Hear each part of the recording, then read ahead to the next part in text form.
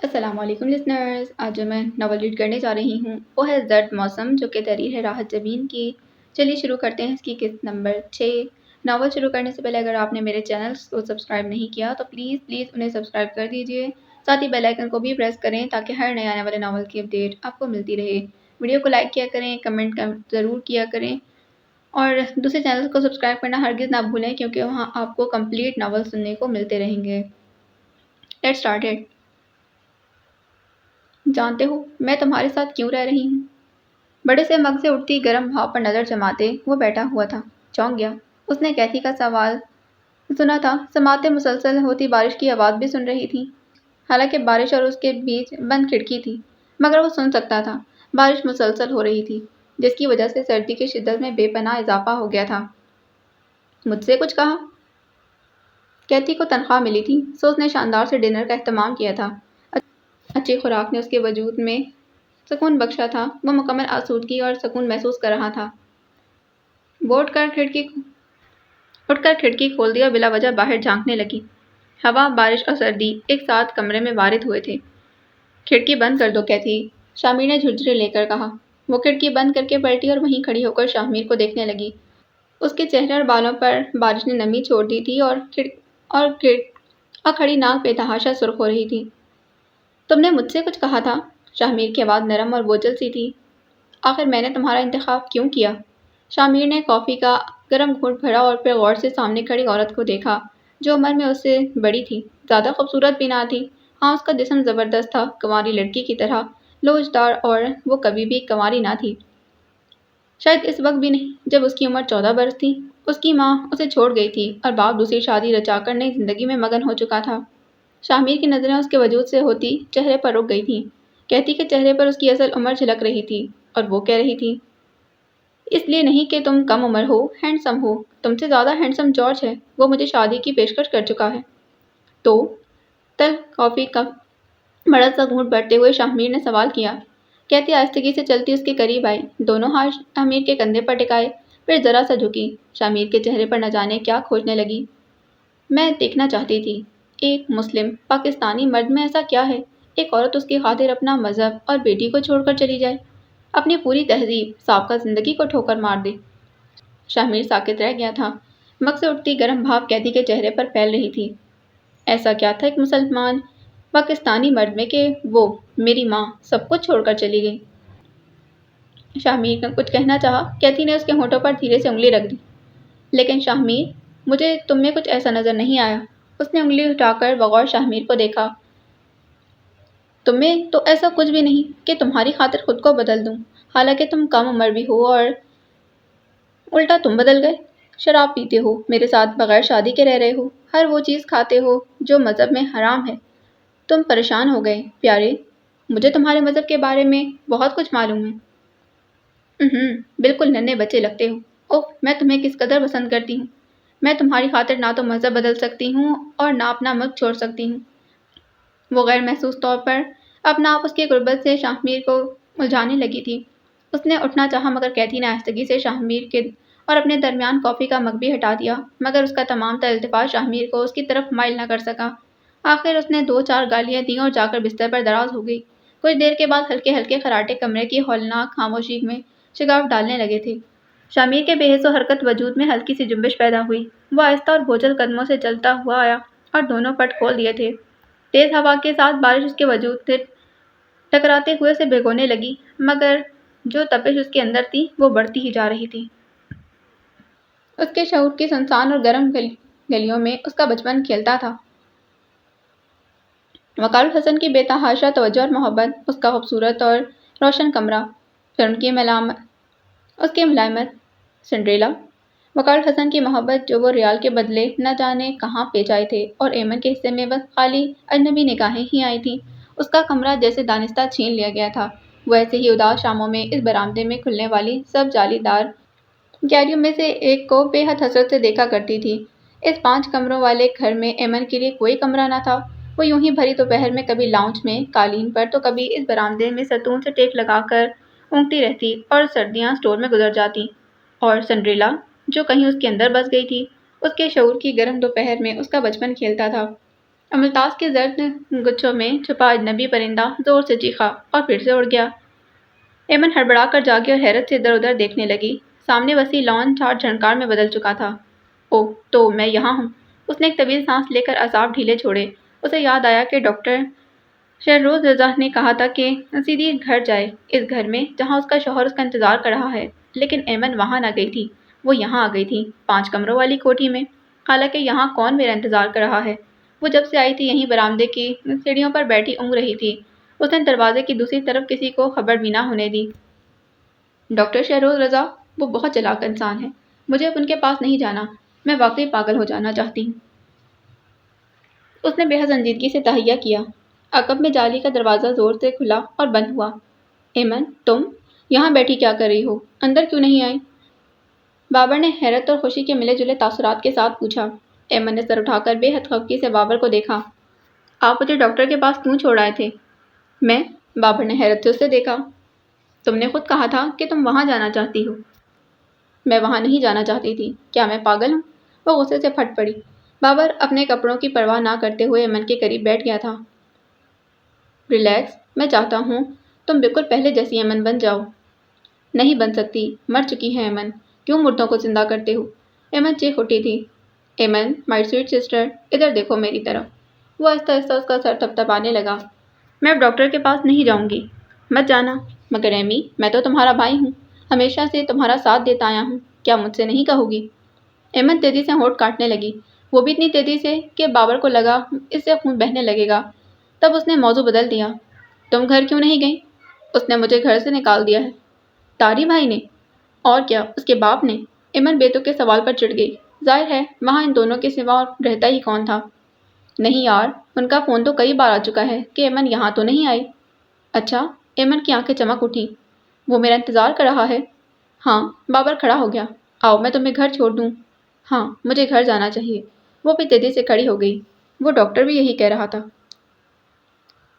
تاروں بھرا آسمان کھلے سے آنگن میں جھک آیا تھا۔ فضا لیموں اور مالٹے کی ترش خوشبو سے مہک رہی تھی۔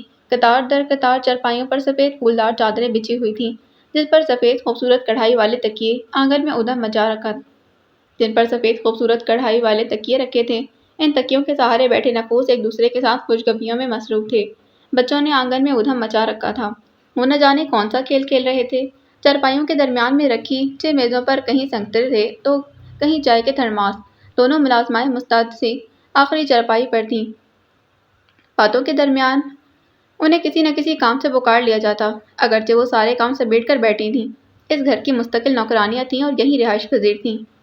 یہ ماں جی کا حسن انتظام تھا کہ ہفتے کو جب ڈاکٹر شہروز اپنی فیملی کے ساتھ آتے تو رات کا کھانا سب اکٹھے ہی کھاتے، ان کے دونوں بھائی اور ان کی فیملیز، جبکہ اکلوتی بہن سعدیہ جو کہ شیخا پورم میں بیاہی تھی، اسی لیے کبھی کبھار ہی اس فیملی ڈنر میں شریک ہو پاتی، مگر اس کی کوشش ہوتی کہ وہ مہینے 2 مہینے میں جب بھی آئے وہ ہفتے کا دن ہو۔ شاہزیب نے اپنی تعلیم مکمل کرنے کے بعد زمینداری سنبھال رکھی تھی، مگر اماں جی کے ساتھ نہیں تھے۔ آصف شہروز کے چچیرے بھائی تھے۔ یتیم ہونے کی بنا پر ابا جی نے ہمیشہ ان پر دست شفقت رکھا تھا۔ اب ابا جی کی وفات کے بعد اماں جی نے بھی ان کا بہت خیال رکھا۔ یہی وجہ تھی کہ وہ ہمیشہ فیملی ڈنر میں مما اپنے بچوں کے ضرور شریک ہوتے، اور آج سعدیہ بھی آئی ہوئی تھی۔ کیوں شہروز، یہ ہیرا کیا کہہ رہی ہے؟ اماں جی نے پکار کر پوچھا۔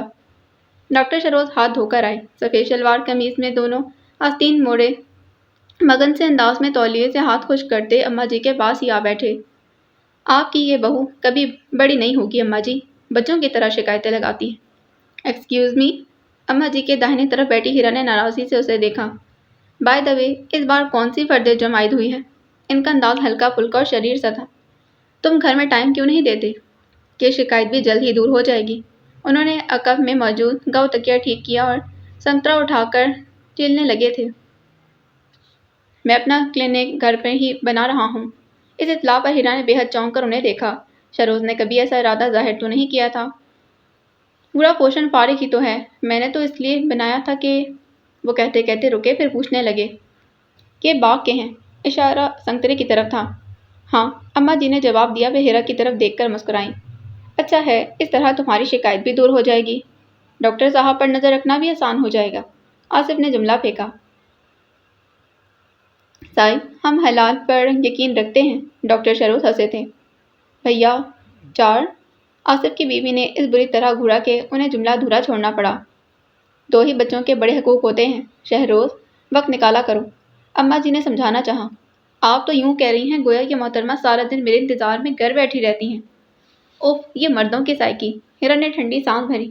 بیوی کو صرف خود تک ہی محدود رکھنا چاہتے ہیں تو اور کس تک محدود رکھنا چاہیے؟ اپنی بھی کوئی لائف نہیں؟ بالکل نہیں، آصف نے فٹ سے جواب دیا۔ ارے کیوں؟ اس کی بیوی سمینہ تڑپ کر میدان میں آئی۔ پھر جو بحث شروع ہوئی سب کے سب لپیٹ میں آ گئے تھے۔ 2 پارٹیاں بن گئیں اور کوئی بھی ہار ماننے کو تیار نہ ہوا۔ ماں جی کچھ دیر اس لایعنی بحث کو سنتی رہیں، پھر عشاء کی نماز کے لیے اٹھ گئیں۔ رات کو دیر سے سونے کی وجہ سے صبح سب کی آنکھ دیر سے کھلی تھی۔ ہیرا جاگی تو بچے ابھی تک محو خواب تھے۔ باقی خواتین ناشتہ کر رہی تھیں۔ اماں جی نے قیمے بھرے پراٹھے بنوائے تھے، ساتھ ہی دہی اور چاٹی کی لسی تھی۔ مردوں کا ناشتہ مردانے میں بھجوا دیا گیا تھا۔ گاؤں میں تو صبح یوں ہی بہت جلدی ہو جاتی ہے کہ لوگ منہ اندھیرے ہی اٹھنے کے عادی ہوتے ہیں۔ یہی وجہ تھی کہ جب ہیرا ناشتہ کر کے فارغ ہوئی تو گاؤں کی اکثر خواتین اپنے کام سے، جو کہ سارا دن ہی چلتے تھے، وقت نکال کر اماں جی کے پاس آ بیٹھی تھیں کہ گاؤں میں یوں مل بیٹھنا بھی ایک اہم کام گردانا جاتا تھا۔ عورتیں اکثر اپنے مسائل لے کر جلے دل کے پھپھولے پھوڑنے اماں جی کے پاس آ جاتیں۔ ابھی ان کے پاس آ کر بیٹھ گئی تھیں، جہاں ایک نوجوان عورت گود میں بچہ لیے ہاتھ نچا کر کہہ رہی تھی، کیسی خدمت کی ہے میں نے اس بڈھے کی، پر کسی نے قدر نہ کی۔ آدھی آدھی رات تک پاؤں دبائے، گھر کا کام پھرکی کی طرح کیا، چرپائی پر بیٹھ کر نوالے کھلائے، پر یہ بے شرم، بے قدرے لوگ۔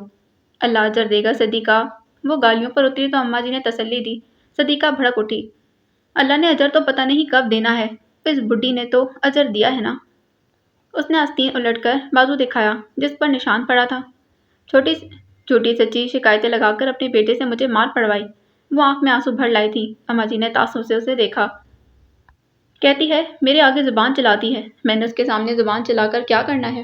بڈھی جان ہے میری، جب سے نماز پڑھنی سیکھی ہے سارا دن مصلے پر بیٹھی رہتی ہے، پر جھوٹ بولنے سے باز نہیں آتی۔ میری تو زندگی ہی برباد ہو گئی۔ وہ پھپک پھپک کر رو پڑی تھی۔ گود میں دودھ پیتے بچے نے ماں کے رونے کی آواز سنی تو ایک لمبی چیخ ماری۔ تو چپ کر جا، ناس پیٹے۔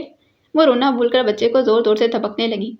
میں سمجھاؤں گی تمہاری ساس کو بھی اور تمہارے شوہر کو بھی، اماں جی نے دلاسا دیا۔ ہاں ہاں، اسے بھی سمجھانا۔ صدیقہ نے جلدی سے آنسو پوچھے۔ ماں کی کچڑ چڑھ کر نہیں گزرتی، قسم کی کچڑ چڑھ کر گزر جاتی ہے۔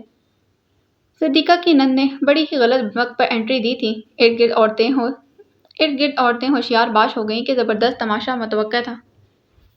ہینی چنال یہاں بیٹھ کر ہماری شکایتیں لگاتی ہے۔ تو چاہتی ہے کہ سارے مر جائیں اور تو ہی رہ جائے، تو اکیلی راج کرے، پر سن لے، ویر بھی وہ ہمارا ہے اور یہ پوتا بھی کریم بخش کا ہے۔ تو لگانا زور۔ پوتے کی دھمکی وہ فل سٹاپ تھی جو ہر لڑائی کے آخر میں ضرور لگتا تھا۔ صدیقہ نے بچہ نند کی گود میں پٹکا۔ لے مر، تجھے ساروں کی ماں بننے کا شوق ہے، اسے بھی پال۔ اس چیخو پکار کو اماں جی ڈانٹ ڈپٹ کر ختم کروانے لگی۔ سمجھا بجھا کر صلح کروائی لیکن دلوں پر چھایا غبار کہاں سے کم ہوتا۔ دونوں کینہ توس نگاہوں سے ایک دوسرے کو گھورتی رہیں۔ ابھی ایک مارکا گھر جا کر بھی باقی تھا۔ دھوپ تیز ہونے لگی تو عورتوں کو گھر کے کام کاج یاد آنے لگے۔ انہیں دوپہر کی روٹی کے لیے تندور گرم کرنے تھے، سو ایک ایک کر کے اٹھنے لگی۔ رشیدہ نے گرم چائے کی پیالی اماں جی کو لا تھمائی تھی۔ تم پیو ہیرا۔ نہیں، ابھی تو ناشتہ کیا ہے، ہیرا نے منع کیا۔ عورتیں آپ کی بات بہت سنتی ہیں۔ ہیرا اب تک ان کے لب و لہجے سے متاثر تھی۔ اللہ جسے توفیق دے۔ یہ نند بھاون ساس بہو کے جھگڑے کبھی ختم نہیں ہوں گے۔ سارا جھگڑا ملکیت کا ہے۔ ہم رشتوں کو ہمیشہ کے لیے صرف اور صرف اپنی ملکیت تصور کرنے لگتے ہیں، حالانکہ یہ رشتے تو امانتاً ہمیں سونپے گئے ہیں۔ ہر رشتے کے الگ الگ حقوق اور فرائض متعین کیے گئے ہیں، کسی سے زیادتی نہ ہو، انہوں نے اپنے مخصوص مدھم انداز میں کہا۔ اس کے باوجود عورت پس رہی ہے، ہیرا نے کہا۔ عورت ہی عورت کو پیس رہی ہے، اماں جی نے برجستہ کہا۔ ہاں یہ تو ہے، ہیرا نے اس بات میں سر ہلایا۔ وجہ شاید تعلیم کی کمی ہے، مذہب سے دوری۔ ہم نے مذہب کو بس نماز روزے تک محدود کر رکھا ہے، روزانہ قرآن پاک کی تلاوت اور چند وظیفہ جات، بس ذمہ داری پوری۔ حالانکہ مذہب کی اصل روح تو وہاں سے شروع ہوتی ہے جہاں رشتوں اور معاشرتی معاملات کو سلجھانے کا سلیقہ سکھایا گیا ہے۔ اگر کوئی مجھ سے پوچھے کہ مذہب اسلام کی سب سے بڑی خوبی کیا ہے تو میں کہوں گی توازن، اعتدال، جو کسی اور مذہب کی خصوصیت نہیں۔ ہیرا بیٹے، ہمارے مذہب میں جوائنٹ فیملی سسٹم کا سرے سے کوئی تصور ہی نہیں، اس لیے تو دیور جیٹھ وغیرہ نامحرم قرار پائے گئے۔ لیکن ہمارے یہاں تصور عام ہے کہ آنے والی سارے گھر کی ذمہ داری اٹھائے۔ اب یہاں جھگڑا اختیار اور ذمہ داری ہے۔ ذمہ داری تو ڈھونس دی، اختیار دینے کو کوئی تیار نہیں۔ حالانکہ اگر بہو شوہر کے ماں باپ سے اچھا سلوک رکھتی ہے، دیکھ بھال کرتی ہے تو یہ شوہر پر اس کا احسان ہے۔ اب شوہر پر لازم ہے کہ وہ بیوی کے والدین سے اس نے سلوک کرے، لیکن ہمارے ہاں عورت یہ ذمہ داری بھی نبھا رہی ہے، اس کے باوجود جوتیاں بھی کھا رہی ہے اور گھرداری بھی جاری ہے۔ ٹھیک کہا آپ نے، لوگ بیٹیاں بیاہ کر لے آتے ہیں مگر بیٹے دینے کا حوصلہ نہیں۔ ایشا نے جھاڑو دیتے ہوئے لقمہ دیا۔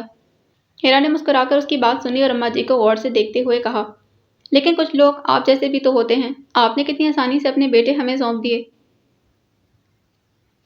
اماں جی نے چائے کا گھونٹ بھرا اور مسکرا دی۔ آنے والوں کو راستہ تو دینا پڑتا ہے، جگہ خالی کرنا پڑتی ہے، ورنہ تو زندگی کا تسلسل ہی رک جائے۔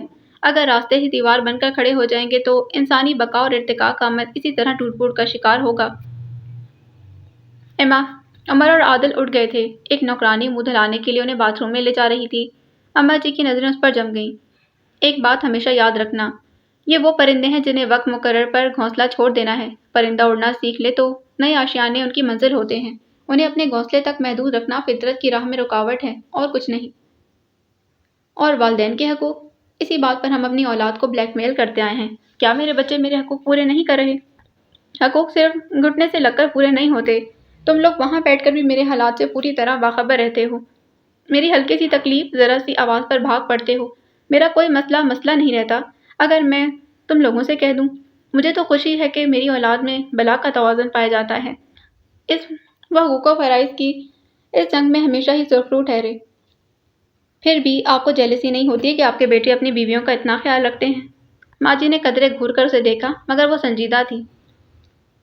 آپ کو بھی تو یہ سب کتنی مشکل اور تکلیفیں سہ کر ملا تھا۔ آپ نے یہ تکلیفیں اپنی اولاد سے کیش کروانے کی کوشش کیوں نہیں کی؟ اماں جی خاموشی سے اسے دیکھتی رہیں۔ ان کی آنکھوں میں کئی منظر ایک ساتھ گھومے تھے۔ ان کی خاموشی کو پوری طرح محسوس کیا تو یکلخت بات بدل دی۔ بچوں کا ارادہ گرمیوں کی چھٹیاں یہیں گزارنے کا ہے۔ بہت ایکسائٹڈ ہوتے ہیں یہاں آنے کے لیے۔ اچھی بات ہے۔ اماں جی نے عمر اور عادل کو دیکھا جو شور مچاتے ہوئے باتھ روم سے باہر آ رہے تھے۔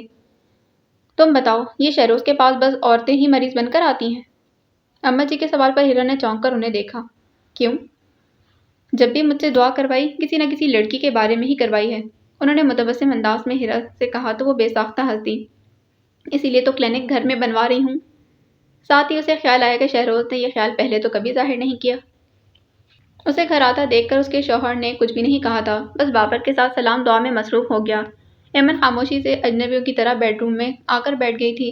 انداز یوں تھا گویا مہمان ہو۔ تھوڑی دیر کے بعد اندر آیا، کچھ لمحے اسے دیکھتا رہا، پھر اسی خاموشی سے وارڈروب کھول کر کپڑے نکالنے لگا۔ ایمن دونوں ہاتھ گود میں رکھے اس کے برسنے کی منتظر تھی۔ وہ کپڑے لے کر باتھ روم میں چلا گیا۔ ایمن نے سر اٹھا کر بے حد حیرت سے باتھ روم کے بند دروازے کو دیکھا۔ کچھ لمحے دیکھتی رہی، پھر اٹھ کر اس طرف چلی آئی۔ ملازمہ مصروف تھی۔ کیا پکا رہی ہو؟ ملازمہ نے مڑ کر بے حد حیرت سے اسے دیکھا۔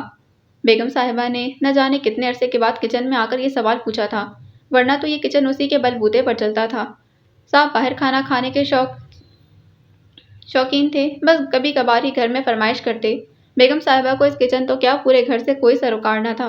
وہ اپنی مرضی سے پکاتی یا پھر فریز کر دیتی یا پھر اپنے بچوں کے لیے لے جاتی۔ ایمن نے تو کبھی چند لقموں سے زیادہ نہ لیا تھا۔ صاحب نے کوفتے بنانے کے لیے کہا تھا۔ اچھا۔ وہ کھڑی ادھر ادھر دیکھتی رہی، پھر فریج کھول کر دودھ نکالا اور کپ میں ڈالنے لگی۔ گرم کر دوں؟ نہیں، بسکٹ دے دو۔ وہ ناشتے کی میز تک آئی۔ آپ کھانا نہیں کھائیں گی؟ بسکٹ کا جار ایمن کے سامنے رکھتے اس نے پوچھا۔ نہیں، ایمن نے مختصراً کہا۔ ملازمہ کام کرتے ہوئے گاہی بگاہے ایمن کی طرف دیکھتی رہی۔ اس نے چند بسکٹ لے کر دودھ کا کپ پیا، پھر اس نے بہت جھجکتے ہوئے پوچھا، بیگم صاحبہ آپ بیمار ہیں؟ ایمن نے چونک کر ملازمہ کو دیکھا۔ وہ گھبرا گئی۔ ہو سکتا ہے ایمن ہاتھ میں پکڑا مگ اس کے ماتھے پر ہی دے مارے۔ میرا مطلب ہے، تمہیں کیا لگتا ہے؟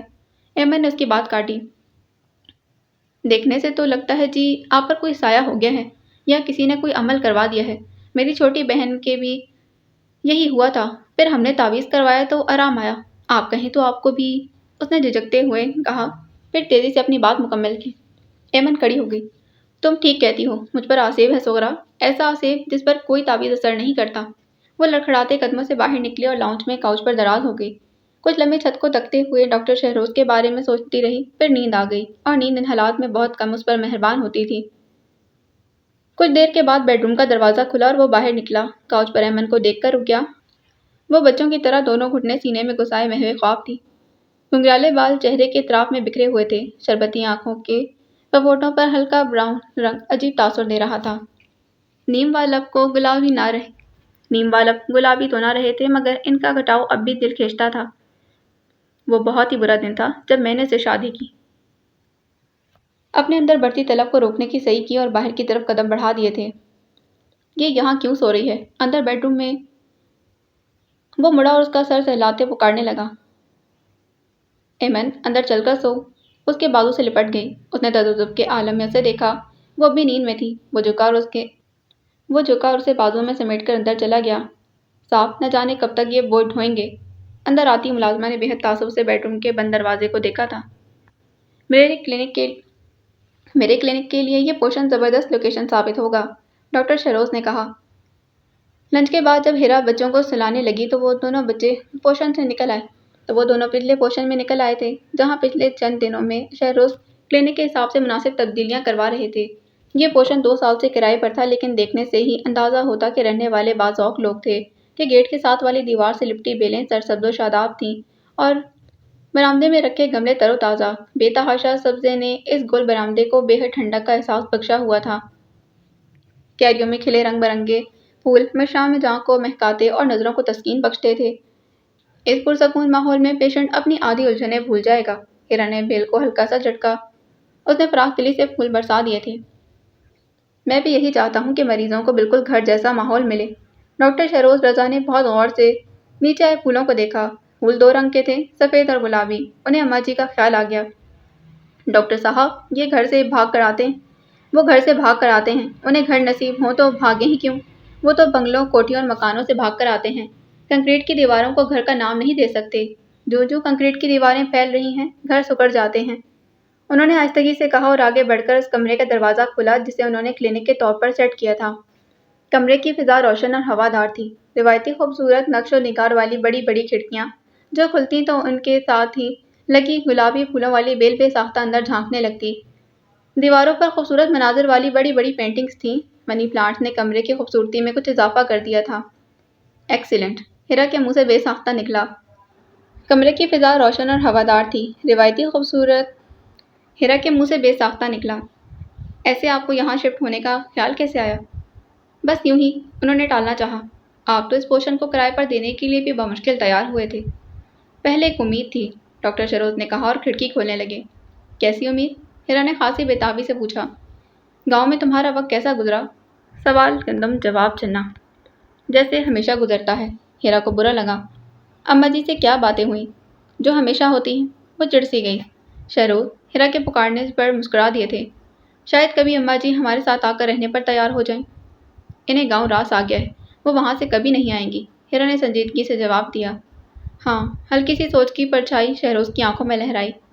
ہیرا کھلی کھڑکی میں آ کھڑی ہوئی، پھر اس نے ذرا سی گردن موڑ کر شہروز رضا کو دیکھا۔ اس کے ذہن میں وقت چپکے سے مسکرایا۔ جب اس نے شاندار سے شخص کو پہلی بار دیکھا تھا تو کچھ بھی سوچے بنا ہی ہاں کر دی تھی۔ وہ بھی حواس پر چھا جانے کی صلاحیت رکھتے تھے۔ اب بھی اسے ہنسی آ گئی۔ 5 سال کا عرصہ بھی بھلا کوئی عرصہ تھا۔ کیا ہوا؟ شہروز رضا نے ہیرا کی نظروں کے ارتکاز کو محسوس کیا تو اس کی طرف مڑی۔ اماں جی پوچھ رہی تھیں کہ شہروز صرف لڑکیوں کا ہی علاج کرتا ہے۔ شہروز بے ساختہ ہنسے۔ کہہ رہی تھیں خیال رکھا کرو کہیں۔ اس نے اپنی طرف سے اضافہ کرتے جملہ ادھورا چھوڑ دیا۔ تو تم نے کیا کہا؟ لبوں کی تراش میں محض سی مسکراہٹ جگمگائی۔ میں نے کہا، ہیرا پلٹی، دونوں ہاتھ ان کے سینے پر رکھے براہ راست آنکھوں میں جھانکا۔ جو میرا ہو گیا وہ کسی اور کا نہیں ہو سکتا۔ اتنا یقین ہے مجھ پر؟ وہ اس کے یقین پر کھل کر مسکرائے۔ ہوا کے شریر سے جھونکے پر کھڑکی پر بیل جھکائی اور فراخ دلی سے پھول لٹانے لگی تھی، سفید اور گلابی پھول۔ شہروز کو نہ جانے کیوں ایک بار پھر اماں جی یاد آ گئی تھی۔ میں یہاں نہیں آنا چاہتی تھی، بائیں ہاتھ کے ناخن چباتے ہوئے غصے اور بے بسی کے ملے جلے تاثرات کے ساتھ ایمن نے کہا۔ میں تمہارا منتظر تھا۔ ڈاکٹر شہروز کے مشفقانہ لہجے نے ایمن کو اگلا جملہ کہنے سے باز رکھا۔ وہ شدومت سے ناخن کترنے لگی۔ ڈاکٹر شہروز کو لگا جیسے ابھی انگلیوں کی پوروں سے لہو بہنے لگے گا۔ تمہیں میرا نیا کلینک کیسا لگا؟ ایمن نے چونک کر پہلے ڈاکٹر سے پھر کمرے کو دیکھا۔ اس کی نظریں کمرے کے در و دیوار کو چھوتی ہوئی کھلی کھڑکی سے جھانکتی بیل پر جا ٹھہری۔ اس کی بے چین اور بے رنگ آنکھوں کی کیفیت یہ لحظہ ہی تبدیل ہوئی تھی۔ پھول اچھے ہوتے ہیں۔ ناخن کو ترنے کا عمل موقوف ہو گیا۔ دونوں ہاتھ گود میں رکھ کر وہ ان پھولوں کو دیکھنے لگی جو کھڑکی کے چوکھٹ پر بکھر گئے تھے۔ ہاں، پھول اچھے ہوتے ہیں، ڈاکٹر سروز نے خوش ہو کر دہرایا تھا۔ اتنے بھی نہیں، ڈاکٹر کو ناراضی سے دیکھا۔ آپ میرا مذاق اڑا رہے ہیں؟ میں تمہارے جملے کی تائید کر رہا تھا۔ ہاں، پھول اچھے ہوتے ہیں، اس لیے اچھے لگتے ہیں۔ آپ مجھے بچی سمجھتے ہیں۔ ایمن کی آنکھوں میں غصے کی لہر ابھری۔ بچی ہی تو ہو، میرا دل چاہتا ہے تمہیں کندھے پر لگا کر تھپک تھپک کر سلا دوں، پھر ننھے منھے۔ تم نے کبھی بہت چھوٹے معصوم بچوں کے خراٹے سنے ہیں؟ اس کے چہرے کا رنگ متغیر ہوا اور غصے سے چلائی۔ مجھے اچھے نہیں لگتے۔ کیا اچھے نہیں لگتے؟ وہ زور سے چیخی۔ اچھا۔ ڈاکٹر سروز قدرے تعجب سے پھر بتانے لگے۔ میرے 2 بچے ہیں، دونوں بہت شرارتی ہیں۔ بچپن میں تم بھی تو بہت شرارتی ہوا کرتی تھی۔ ہاں، نہیں؟ تم نے خود ہی تو بتایا تھا۔ وہ خرگوش کے بچے۔ ڈاکٹر سروز دھیرے دھیرے مطلوبہ موضوع پر آنے لگے تھے۔ خدیجہ بھی تمہیں ڈھونڈتی ہوئی۔ اس کی نگاہیں کھڑکی پر جم گئی تھیں۔ خرگوش کے بچے، خدیجہ بھی۔ اس کا ذہن خود بخود طوفانی رات پر آ اٹکا تھا۔ اس کے شعور کی سنسان اندھیری رات میں یکلخت بادل گرجے، بجلی کڑکی اور طوفانی بارش برسنے لگی۔ کسی کی رات بازوؤں پر جاگی تو ایمن کا دوسرا سیشن تھا یہ۔ مارے خوف کے وہ بلند آواز سے چیخ ہی نہ سکی تھی۔ گھٹی گھٹی آوازیں حلق سے برآمد ہوئی تھیں۔ اگر چلائی تو اس نے چھوڑ دیا، مگر کلائی ابھی تک مضبوط گرفت میں تھی۔ چھوڑ دو، وہ بن پانی کی مچھلی کی طرح تڑپتی رہی۔ کون ہو؟ میرے گھر کے سامنے کیا کر رہی تھی؟ میرا گھر؟ ایمن ساکت رہ گئی تو وہ اس شخص کے گھر میں داخل ہو گئی تھی۔ اس نے کلائی کو جھٹکا۔ وہ درد سے دوہری ہوئی۔ پھر سے بھاگی؟ گھر سے بھاگی ہو؟ کس کے ساتھ؟ کون ہے وہ؟ 3 سوالوں نے ایمن کو پاتال میں دھکیل دیا۔ کسی کے ساتھ نہیں بھاگی۔ اس نے پوری قوت کے ساتھ سامنے والے کو دھکا دیا تھا۔ اس لمحے وہ غنیمت جانتے ہوئے پوری قوت سے باہر کی طرف بھاگی۔ کون ہے؟ کون؟ اندرونی دروازہ کھلا اور کوئی بعجلت ویل چیئر دھکیلتا باہر آیا تھا۔ ایمن بیرونی دروازہ عبور کر گئی تھی۔ طوفان میں کوئی کمی نہ آئی۔ بجلی اسی رفتار سے چمکی گویا سر کو چھو کر گئی ہو۔ بادل اسی رفتار سے گرج رہے تھے۔ آسمان کو زیادہ ہی ہیبت ناک ہو گیا۔ گھر سے بھاگی ہو؟ ایمن کے قدم پیچھے کی سمت دوڑنے لگے۔ کس کے ساتھ؟ ایمن کو احساس ہوا وہ یہ سزا مہر النساء کو نہیں اپنے آپ کو دینے جا رہی ہے۔ کون تھا وہ؟ وہ بدنامی کے دلدل میں دھنسنے سے پہلے لوٹ جانا چاہتی تھی۔ اسے لگا مہر النساء فون پر اس کے باپ سے رو رو کر کہہ رہی تھی، مجھے نہیں پتا وہ رات کے اندھیرے میں کہاں بھاگ گئی ہے۔ میں نے تو زندگی میں پہلی بار اسے بیٹی سمجھا تھا۔ مجھے نہیں معلوم تھا وہ کون تھا۔ نہ جانے کتنے موڑ مڑی، بارش مدھم ہونے لگی اور گمشدہ راستے ہنوز نامعلوم تھے۔ اس نے کسی سائے کو گردش کرتے دیکھا مگر اب قدموں نے ساتھ دینے سے انکار کر دیا تھا۔ پھر اس نے خود کو زمین پر گرتے محسوس کیا۔ بارش کا پانی اس کے حلق اور ناک میں جانے لگا تھا اور اپنے آپ میں اتنی ہمت بھی نہ تھی کہ اٹھ سکے۔ اس نے آہستگی سے ہاتھ پاؤں ڈھیلے چھوڑتے ہوئے آنکھیں بند کر لیں اور سوچا، کیا اب میں گھر واپس جا سکوں گی؟ کوئی اس کے قریب آ کر رکا، پھر اس پر جھک گیا۔ ایمن، ایمن! اس کے تاریک ہوتے ذہن نے مانوس آواز سنی۔ ایمن، اٹھو! اس نے لاشعوری طور پر پہچاننے کی کوشش کی۔ ہاں، یہ بابر کی آواز تھی۔ ایمی، ہمت کرو، گھر زیادہ دور نہیں۔ وہ اس کے بازوؤں کے سہارے اٹھی۔ کن مشکلوں سے وہ اس کے لڑکھڑاتے وجود کو گھر تک لایا تھا۔ گھر میں گھپ اندھیرا تھا اور بہت خاموشی۔ بجلی غائب تھی اور سب لوگ نہ جانے کہاں تھے۔ بابر نے اسے چھوڑا تو وہ قالین پر ڈھیر ہو گئی۔ کچھ لمحے کھڑا ہانپتا اور اپنا سانس بحال کرتا رہا، پھر لڑکھڑاتے قدموں سے شمعدان کی طرف بڑھا، ٹٹول کر ماچس اٹھائی۔ اس کے گیلے ہاتھ کانپ رہے تھے، اس لیے کئی لمحے ضائع ہو گئے۔ پھر ننھا سا شعلہ بھڑکا اور پھر ایک ایک کر کے شمعدان میں لگی 3 موم بتیاں جل اٹھی تھیں۔ اس کے بعد ایمن کے طاقت وجود کو دیکھا تو اس کے قریب آ کر بیٹھ گیا۔ کیچڑ میں لتھڑے جوتوں نے پورے قالین کا ستیہ ناش کر دیا تھا۔ اسے ایک بار بھی انہیں اتارنے کا خیال نہیں آیا۔ دونوں ہاتھ گھٹنوں کے گرد لپیٹتے کم روشنی کے باوجود ایمن کے سفید رنگت اور نیلے بڑھتے ہونٹوں کو دیکھا، تبھی اسے اپنے کانپتے وجود کا احساس ہوا تھا۔ وہ سردی سے نہیں کانپ رہا تھا۔ اگر یہ گم ہو جاتی؟ وہ سخت خوفزدہ تھا اور اسی خوف کے عالم میں ایمن کے چہرے پر نظر جمائے تھا۔ ان دونوں کے گرد قالین پر پانی کا تالاب سا جمع ہونے لگا تھا۔ ایک طرح اس کے لبوں سے آزاد ہوئی تھی بوجھل پپوٹے، چلتی ہوئی آنکھیں۔ پوری آنکھیں کھولی تو شعور کے پردے پر رات کے تصور واضح ہونے لگا تھا۔ اس کا کمرہ، مہرالنساء چلائی تھی۔ ایمن کا احتجاج۔ عقب میں بند ہوتے دروازے، طوفان، بھاگتے قدم۔ کون ہو تم؟ آہ، درد کی تیز لہر نہ جانے کہاں سے اٹھ کر کہاں جا رکی تھی۔ ایمن نے لب بھینچ لیے، پھر نظروں کا زاویہ بدل کر دیکھا۔ وہ اپنے کمرے میں اپنے بیڈ پر تھی۔ اس کا وجود کمبل میں چھپا ہوا تھا اور کپڑے بدلے ہوئے تھے۔ اتنا مہربان اس گھر میں مجھ پر کون ہو گیا؟ ایمن نے اٹھنے کی کوشش کی مگر نہیں اٹھ سکی۔ تبھی دروازہ کھلا اور کوئی اندر آیا تھا۔ ایمن نے گردن موڑ کر دیکھنے کی کوشش نہیں کی تھی، بس چھت کو گھورتی رہی۔ کیسی ہو ایمی؟ یہ جوجو تھی۔ اس کا لہجہ نرم اور ہمدردانہ تھا۔ ایمن خاموشی سے چھت کو دیکھتی رہی۔ رات جب بابر بھائی نے مجھے بتایا کہ تمہاری حالت بہت خراب تھی، وہ ہاتھ میں پکڑے پیالے میں جھانکتی تذبذب سے کہنے لگی، ممی کو اس طرح نہیں کرنا چاہیے تھا، وہ کچھ زیادہ ہی غصے میں آ گئی تھی۔ میں ان کی طرف سے سوری کرتی ہوں۔ تم کچھ بولو گی نہیں؟ تم تھوڑا سا سوپ لے لو، مجھے زیادہ اچھا نہیں بنانا آتا، لیکن میں نے ایک ریسیپی دیکھ کر بنایا ہے۔ ایمی نے منع نہیں کیا۔ ایمن نے تلخی سے پوچھا تو وہ مزید شرمندہ ہو گئی تھی۔ ممی نے منع نہیں کیا؟ ایمن نے تلخی سے پوچھا تو وہ مزید شرمندہ ہو گئی۔ وہ کمرے سے باہر نہیں آئی۔ اچھا تم سوپ تو لو نا۔ ایمن کی آمادگی دیکھ کر جوجو نے اسے سہارا دے کر بٹھایا۔ البتہ سوپ ایمن نے خود ہی پی لیا تھا۔ وہ بے تحاشا لگ رہی تھی، یوں بھی سوپ زیادہ مزہ نہیں تھا۔ کچھ اور کھاؤ گی؟ اسے رغبت سے سوپ پیتے دیکھ جوجو کو خوشی ہوئی تھی۔ نہیں۔ ایمن دوبارہ لیٹ گئی۔ جوجو اس کے ساتھ ادھر ادھر کی چھوٹی چھوٹی باتیں کرنے لگی۔ وہ چاہتی تھی ایمن بات کرے، خواہ تلخی کیوں نہ ہو، مگر ایمن آج رخ موڑے کھڑکی کے گرے پردوں کو دیکھتی رہی۔ رات کو تم کس کے ساتھ بھاگی تھی؟ ذہن کے پردے پر کچھ منظر ابھرے تو اس نے جھرجھری لے کر کروٹ بدلی۔ جوجو کچھ کہتے کہتے چپ ہو گئی۔ بارش رک گئی۔ ایمن نے اپنی توجہ بٹانے کو بےتکا سوال کیا تھا، حالانکہ پردے کی اور سے تیز دھوپ کی کرنیں اندر آ رہی تھی۔ ہاں، بہت روشن چمکدار دن ہے۔ تم باہر جاؤ گی؟ جوجو نے جوش سے پوچھا۔ نہیں، میں سوؤں گی۔ اس نے آنکھیں موند کر کروٹ بدل لی تھی۔ جوجو نے مایوس ہو کر پیالہ اٹھایا اور باہر نکل گئی۔ لاؤنج میں مہرالنساء بیٹھی تھی۔ وہ ٹھٹک گئی۔ لاشعوری طور پر پیالے والا ہاتھ عقب میں گر گیا تھا۔ اس نے کوئی توجہ نہیں دی یا پھر دانستہ نظر انداز کر دیا۔ بہرحال جوجو تیزی سے کچن میں گھس گئی، جہاں مومو دنیا جہان سے بیزار چہرے پر سجائے برتن دھو رہی تھی۔ ہو گئی خدمتیں؟ اس کا لہجہ مہرالنساء جیسا تھا۔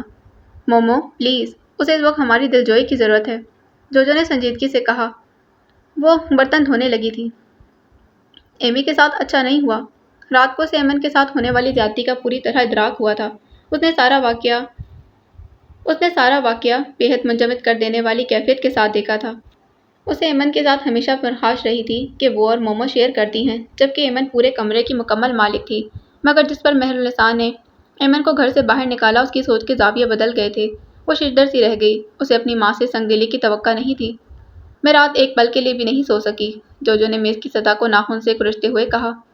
رات کو سویا کون تھا؟ مومل نے پلیٹ پٹکی۔ وہ بے ڈنگے پن سے برتن دھو رہی تھی۔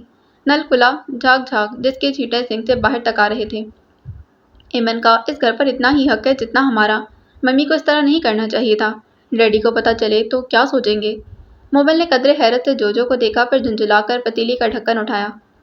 تم نے اتنا سارا سوپ کس خوشی میں بنایا ہے؟ مومل کو ایمن سے کوئی سروکار نہ تھا۔ اسے صرف اس بات کی فکر تھی کہ اب ایمن نہ جانے کتنے دن تک ایسے رہے گی اور انہیں کچن کے کاموں میں خوار ہونا پڑے گا۔ فریج میں رکھ دو، ایمی بعد میں پی لے گی۔ جوجو اس کی بے حسی پر چڑھ گئی۔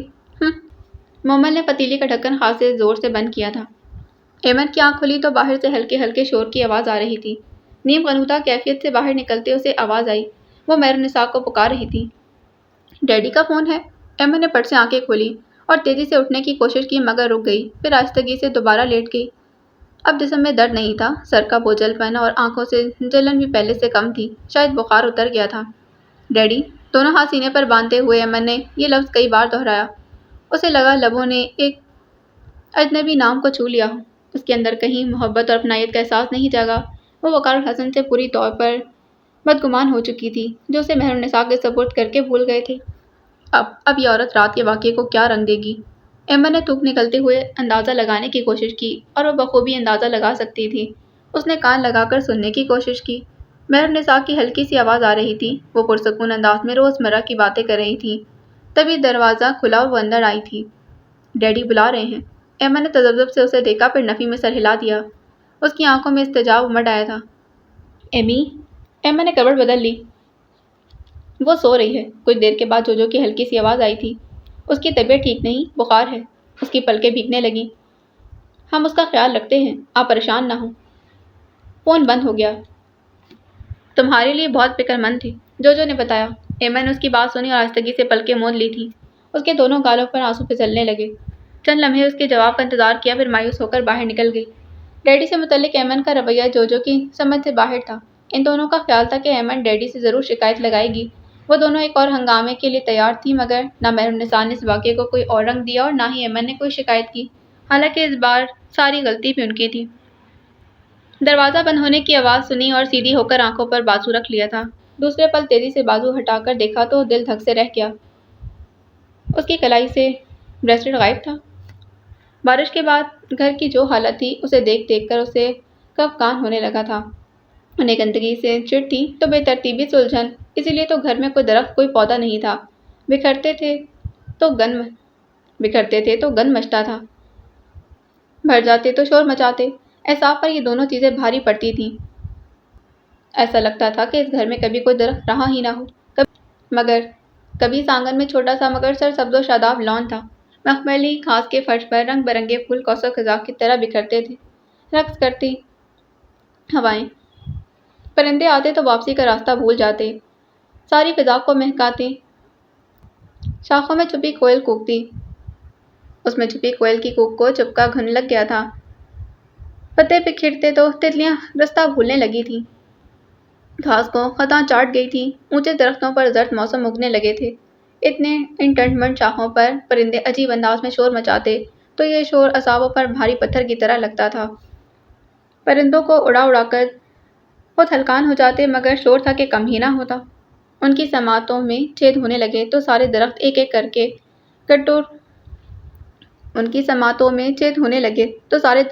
کر کے کٹوا کر زمین برابر کروائی، اور اب گھر میں سکون ہوگا۔ مگر ہوائیں مائل بشرارت ہوتیں تو باہر سے پھول پتے اڑا لاتی اور آنگن میں بکھیر کر انہیں دیکھتی۔ اس دن بھی بارش ہوئی اور ساری رات برستی رہی تھی۔ درختوں کے پتے، ٹوٹی شاخیں آنگن میں بکھرا گند ڈال گئی تھیں۔ بارش کا پانی جگہ جگہ کھڑا تھا۔ انہیں وحشت ہونے لگی۔ انہی پتوں اور شاخوں میں بکھرے گھونسلوں کو دیکھ کر یہ وحشت اور بڑھ گئی تھی۔ انہیں ملازمہ پر غصہ آنے لگا۔ بس چلتا تو خود سب سمیٹ دیتے۔ احمق لڑکی ابھی تک نہیں آئی۔ عقب میں دروازہ کھلا۔ ایک نوجوان نے باہر آ کر بعجلت پوچھا، دادا، آپ نے ناشتہ کر لیا؟ مجھے ناشتہ نہیں کرنا۔ درست لہجے میں بلا کی خفگی تھی، جسے محسوس کر کے وہ ٹھٹکا۔ نگاہ نے سین کا طواف کیا تو لبوں میں مسکراہٹ در آئی۔ اس نے دونوں ہاتھ بوڑھے دادا کے کندھوں پر تسلی کے لیے رکھے۔ بطول آتی ہی ہوگی، خاک آتی ہوگی، اسے 10 گھروں میں بیٹھ کر چغلیاں کرنے سے فرصت ملے تب آئے گی نا۔ آپ اندر چلیں، میں ناشتہ لگا دیتا ہوں۔ اس نے گھڑی پر نگاہ دوڑاتے وہیل چیئر دھکیلی۔ انہوں نے سختی سے ہاتھ جھٹک دیا۔ تمہیں دیر ہو رہی ہے، تم جاؤ۔ دادا، آپ کیوں تنگ کرتے ہیں؟ یہ اتنی بڑی بات نہیں۔ وہ جھنجھلا گیا۔ تم جاؤ، میں خود ناشتہ کر سکتا ہوں۔ ان کی ناراضی میں کچھ اور اضافہ ہوا۔ وہ جھنجھلا کر اندر جانے کے بجائے باہر کی طرف بڑھ گیا۔ بیرونی دروازہ ایک آواز کے ساتھ بند ہوا۔ بڑی بات نہیں، یہ گندگی، یہ کوڑا کرکٹ، بڑی بات نہیں۔ Dirty boy. پتہ نہیں منہ دھوتا بھی ہے یا نہیں۔ اف، یہ مکھیاں۔ ایک مکھی انہیں مسلسل ستانے لگی تھی۔ وہ ہاتھ لا کر اڑانے لگے۔ اس گندگی میں خوش رہتا ہے، اور ایک وہ تھی، میرے اٹھنے سے پہلے ہی سارا صحن نکھر چکا ہوتا تھا، صاف ستھرا۔ جانتی تھی کہ مجھے خشک پتوں، ٹوٹی شاخوں اور بارش کے کھڑے پانی سے وحشت ہوتی ہے۔ مکھی؟ انہوں نے زور سے ناک پر ہاتھ مارا۔ نہ جانے کس کا غصہ مکھی پر نکال رہے تھے۔ نوکرانیاں ہڈ حرام ہوتی ہیں، میں آج انہیں نکال دوں گا، انہوں نے مصمم ارادہ کیا۔ تبھی دروازہ کھلا۔ دوپٹے کی بکل مارے 25-26 سال کی وہ عورت نما لڑکی لشتم بشتم اندر داخل ہوئی۔ سلام علیکم۔ بڑی بڑی آنکھوں میں کاجل کی لکیر، سانولی رنگت پر ٹلکم پاؤڈر کے دھبے، آدھی آستینوں والی فیشنیبل قمیض جس میں اس کا فربہی مائل جسم پورا پھنس گیا تھا، یقیناً کسی ماڈرن بیگم کی عطا کردہ تھی۔ اس نے جواب نہیں دیا، بس گھورتے رہی۔ اس نے بوکھلا کر کونے میں پڑی جھاڑو اٹھا لی۔ جس دن وہ برآمدے میں موجود ہوتے تھے، ننگی تلوار کی طرح سر پر لٹکتے رہتے، ذہن میں بطور کو لٹو کی طرح گھماتے۔ دیکھو، ادھر سے اٹھاؤ، عقب میں کیوں رہ گیا ہے؟ تم سے مٹا کیوں نہیں؟ پانی کے پائپ کھینچتی تو چیخ اٹھتے تھے۔ روز کی دھلائی، تم فرش کا ناس مار دو گی۔ اگر جھاڑو پر اکتفا کرتی تو گھورتے رہتے۔ تمہارا جان چھڑانے کا ارادہ ہے؟ دل چاہتا افیون کی ایک چٹکی بڑے میاں کی چائے میں ڈال دے تاکہ بڑے اونگتے رہیں اور وہ اپنا کام کرتی رہے۔ یہ وقت ہے تمہارا آنے کا، وہ گردے۔ سنگھار سے فرصت ملے تو احساس ہو کہ کوئی شریف انسان ہر ماہ ایک معقول کم تنخواہ کے نام پر بھی تمہیں دیتا ہے۔ وہ گرجتے برستے رہے۔ وہ پھرکی کی طرح گھومتی رہی، اچھی طرح جانتی تھی کہ ان کے سامنے بولنا اپنی شامت بلانے کے مترادف ہے۔ جب انہوں نے دیکھا کہ صفائی تسلی بخش ہو گئی ہے، صحن کا فرش چمکنے لگا ہے، اپنے ویل چیئر کو اندر کی جانب بڑھانے لگے، بطول نے جھاڑو زور سے کونے میں پھینکی اور سانس خارج کرتے فرش پر ہی بیٹھ گئی تھی۔ جان چھوٹی۔ میز پر رکھا ناشتہ ٹھنڈا ٹھار ہو کر بدمزہ ہو گیا تھا۔ انہوں نے بددلی سے لقمہ لیا، پھر ان کے دل کو تعصب نے گھیر لیا۔ بغیر ناشتے کے ہی چلا گیا۔ چائے کے 2 گھونٹ بھر کر وہ اپنے کمرے میں آ گئے۔ چھوٹے سے کمرے میں بے شمار کتابیں تھیں جو انہوں نے اپنی ملازمت کے دنوں میں جمع کی تھیں۔ اب ان کی تنہائی میں رفیق اور امساس تھی۔ وہ کچھ لمحے کتابوں کو دیکھتے رہے، پھر یوں ہی ایک کتاب اٹھا لی تھی۔ ان کی گونجدار آواز پر وہ بھاگی آئی تھی۔ وہ بطول کے ہاتھ کی چائے پینا کبھی پسند نہیں کرتے تھے، آج نہ جانے کیوں کہہ دیا تھا۔ وہ حیران ہوئی، بے خیالی سے نکالی گئی کتاب کے عنوان پر نگاہ دوڑائی۔ Human personality and its survival, bodily death, Frederic WH اچھی طرح یاد تھا کہ انہوں نے یہ کتاب کب، کہاں اور کس لیے خریدی تھی۔ وہ جانتے تھے اس بند کتاب کے ہر صفحے پر مانوس سا لمس لپٹا تھا، اس کے ایک ایک لفظ میں مانوس سی خوشبو قید تھی۔ انہوں نے کتاب کو درمیان سے کھولنا چاہا مگر اپنی کپکپاتی انگلیاں دیکھتے رہے، انگلیوں میں اتنی سکت کہ کتاب کو کھول سکتے۔ انہیں ڈر تھا وہ مانوس خوشبو بکھر جائے گی، وہ لمس ہمیشہ کے لیے بچھڑ جائے گا۔ انہوں نے کتاب پر پیشانی ٹکائی اور لمبے لمبے سانس لینے لگے۔ صاحب جی، اس لمحے بطول کی آواز کس قدر بدصورت لگی تھی۔ کیا ہے؟ باوجود کوشش کے ان کے لہجے میں وہ گرج بیدار نہ ہو سکی جو ان کی شخصیت کا خاصہ تھی۔ چائے رکھ دو اور دفع ہو جاؤ۔ صاحب جی۔ چائے رکھ کر بھی وہ دفع نہ ہوئی تھی۔ اب کیا ہے؟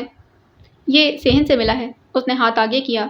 کیا ہے یہ؟ انہوں نے بے حد حیرت سے اس کے ہاتھ میں موجود سونے کے زیور کو دیکھا۔ صحن میں گرا ہوا تھا۔ انہوں نے بطول کو بری طرح گھورا۔ اور تم اب دے رہی ہو؟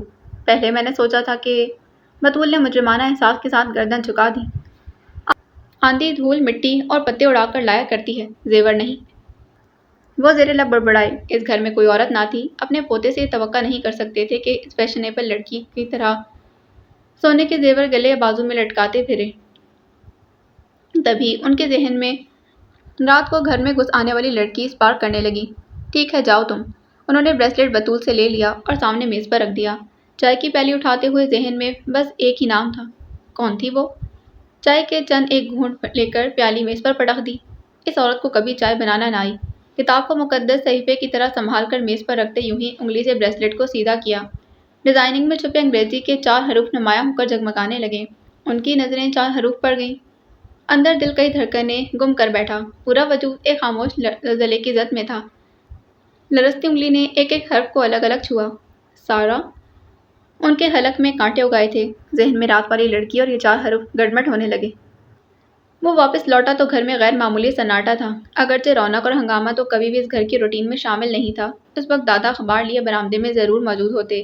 کبھی کبھار پوسٹ مین فیروز دین یہیں پاس ہی براجمان چائے کی چسکیاں لے رہا ہوتا تھا۔ فراغت کا اہم مشغلہ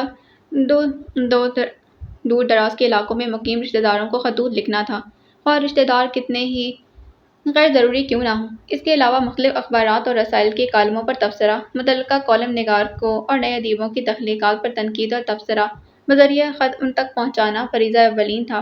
جواباً کوئی خط موصول ہو تو پوسٹ مین کی چائے بسکٹوں کے ساتھ تواضع کرتے، وہ بھی یوں کہ خود تو آنے والے خط میں گم ہو جاتے، اور فیروز دین سے کہتے کہ باورچی خانے میں جا کر اپنے لیے چائے بنا لے، اور اگر الماری میں کوئی بسکٹ کا ڈبہ موجود ہو تو وہ بھی نکال لے۔ غیر متعلقہ لوگوں کے گھر کے اندر دخل اندازی بالکل پسند نہ تھی، مگر مجبوری یہ تھی کہ یہ گھر دادا کا تھا جو اس کے اعتراض پر بھڑک اٹھتے تھے۔ تم ہوتے کون ہو میرے معاملات میں دخل اندازی کرنے والے؟ یہ گھر میرا ہے، جس طرح چاہے رہوں گا۔ یہاں فیروز دین چائے والا آئے یا پھر لال دی، تمہیں کوئی سروکار نہیں ہونا چاہیے۔ اس کے بعد سوائے پیچو تاب کھانے کے وہ کیا ہی کہہ سکتا تھا۔ اس نے کچن کے بند دروازے کو دیکھا۔ دوپہر میں بھی بھوک ہڑتال تھی۔ وہ اندر چلایا۔ دادا کے کمرے کا دروازہ نیم وا تھا۔ اس نے جھانکا تو وہ اپنے بستر پر چت لیٹے چھت کو گھور رہے تھے، ہاتھ سینے پر بندھے تھے۔ السلام علیکم۔ وہ اندر چلایا۔ ان کے وجود میں کوئی جنبش نہ ہوئی۔ طبیعت تو ٹھیک ہے؟ اس کی نرم آواز پر انہوں نے آنکھیں بند کر کے کھولیں۔ آنکھیں ہلکی ہلکی سرخ ہو رہی تھیں۔ آپ نے کھانا نہیں کھایا؟ میں لاتا ہوں۔ ان کے خاموش رہنے پر وہ باہر نکل گیا۔ پتیلی میں سالن اور ہاٹ پاٹ میں روٹی موجود تھی۔ گویا بطول کھانا پکا گئی تھی۔ وہ ٹرے میں کھانا اور ٹھنڈے پانی کی بوتل لے کر آیا تو وہ اٹھ بیٹھے۔ ان کے ہاتھ دھلوا کر دونوں کھانا کھانے لگے۔ چند ہی لقموں کے بعد انہوں نے ہاتھ کھینچ لیا۔ اس نے سوالیہ نظروں سے انہیں دیکھا۔ بھوک نہیں ہے؟ اصرار بھی نہیں کیا۔ صبح سے کچھ نہیں کھایا اور بھوک زوروں پر تھی۔ کھانا کھا کر برتن سمیٹے تو وہ کہنے لگے، دراز میں ایک فوٹو البم پڑا ہے، وہ نکال دو۔ وہ اٹھا، وہاں کوئی البم نہیں تھا۔ کم از کم جب سے وہ اس گھر میں آیا تھا اس نے نہیں دیکھا تھا، مگر ہجرت کرنے کے باوجود دراز کھول دی تھی۔ کہاں تھی؟ یہی ہے۔ اس کا لہجہ کوفتہ اور بیزاری لیے ہوئے تھا۔ نہیں ہے۔ وہ چونکے، پھر زیر لب بڑبڑائے تھے۔ یہی تھی؟ یا کہاں جا سکتی ہے؟ اس البم کے ایک اوراق کی راکھ تیز ہوا میں کسی نے اڑائی تھی، جس نے جھنجھلا کر دراز بند کی تھی۔ نظروں کی گرفت میں بریسلیٹ آ گیا تھا۔ یہ کیا ہے؟ کبھی ایسی کوئی چیز یہاں دیکھی نہیں تھی۔ وہیں رکھ دو، انہوں نے بے حد رکھائی سے درست لہجے میں کہا۔ اس نے جھنجھلا کر دراز بہت زور سے بند کیا۔ وہ لڑکی کون تھی؟ دادا کی آواز پر وہ باہر جاتے جاتے رکا۔ کون لڑکی؟ اس کے ذہن میں رات کا واقعہ محو ہو چکا تھا، وہی جو رات کو یہاں آئی تھی۔ اسے طوفانی رات میں گھر میں گھسنے والی لڑکی یاد آ گئی تھی۔ مجھے کیا معلوم؟ اس کے ماتھے پر بل نمایاں ہوئے۔ شاید دادا کے لہجے کا شک اچھا نہیں لگا تھا۔ کیا یہ اس کا ہے؟ شاید۔ وہ کچھ سوچنے لگے۔ وہ باہر نکلتے نکلتے ٹھٹک سا گیا تھا۔ اس کا دل چاہا وہ بریسلیٹ دوبارہ دیکھے۔ اسے لگا وہ بریسلیٹ پہلے کہیں دیکھ چکا ہے، مگر کہاں، کس کی کلائی میں؟ باقی اگلی قسط میں۔